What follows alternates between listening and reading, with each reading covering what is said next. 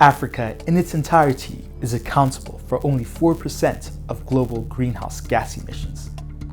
10 countries on the continent are responsible for 80% of the pollution. South Africa is at the top of the list. For millions of people on the continent, the threat of climate change is already existential. Entering its 5th season of droughts, at least 20 million people in the Horn of Africa are facing starvation. Scenes of extreme flooding like these in Cameroon and Mozambique are equally devastating. At the 2015 UN Climate Summit in Paris, developed countries agreed to provide financial assistance to the amount of $100 billion per annum to developing countries to help them adapt to the effects of climate change. Unlike mitigation finance, which is focused on greenhouse gas emissions and lowering them, adaptation requires a range of activities tailored to specific climate risks facing a specific country or region. It can be used to pay for things like drought-resistant crops, stronger housing, basic infrastructure, and social safety nets. While it's difficult to predict future adaptation needs because of the uncertainty around climate trajectories, estimates suggest that developing countries will need as much as $300 billion by 2030. Developed countries have fallen short of their $100 billion pledge. Over the last couple of years, developing nations have increasingly been calling for loss and damage funding. So loss and damage is really a form of compensation. It is in recognition that the global climate crisis we found ourselves in is really the result of industrialized nations and their historic carbon footprint. So this funding is intended for losses they have already incurred or will inevitably occur as a result of the climate crisis. We are fast approaching the detrimental 2 degrees Celsius global temperature rise, making the reduction of greenhouse gas emissions a top priority. At the Glasgow Climate Summit, COP26 in 2021, countries committed to not finance new or extend existing fossil fuel projects.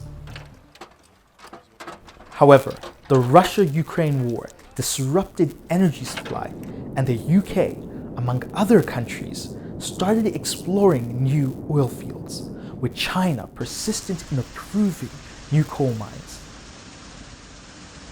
The hypocrisy of wealthier nations has many African countries insisting that they should be able to develop and exploit their own fossil fuel reserves in order to pursue industrialization and provide for their citizens' right to energy. An estimated 600 million people on the continent do not have access to electricity. Natural gas is abundant on the continent and seems to be the answer, as they emit significantly less carbon than when burning coal to create energy. As such, it is argued that Africa's journey towards sustainable energy should run parallel to its use of fossil fuels to bridge its immediate needs. The difficulty with that argument is that strategically positioned wind and solar, in addition to other forms of renewable energy, can largely compensate and overcome the need for centralized grid infrastructure associated with fossil fuel investment.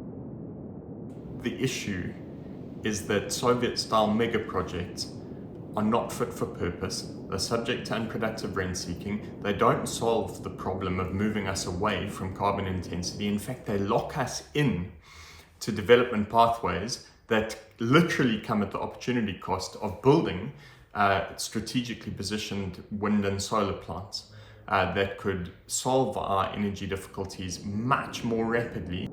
We don't want to be locked in to a development pathway that literally comes at the expense of leapfrogging our industrialized counterparts. Africa has an opportunity precisely because our centralized grid infrastructure hasn't yet been built, and that's a good thing, to build microgrids instead, to devolve electrification projects that ensure local buy-in, that ensure local skills and energy transfer. With the world shifting towards electrification, Africa is in a prime position to supply much of the needed lithium, graphite, cobalt, and copper among many other minerals needed for a greener future. The continent contains 30% of the world's mineral reserves. It's not about cleaving to some kind of Western imposition or Western agenda. It's cleaving to the fact that we have one planet and we need to do everything that we can to ensure justice for our children and our grandchildren. And we can do so in a way that actually helps to clean up the planet and makes economic sense for our economic competitiveness in the long run.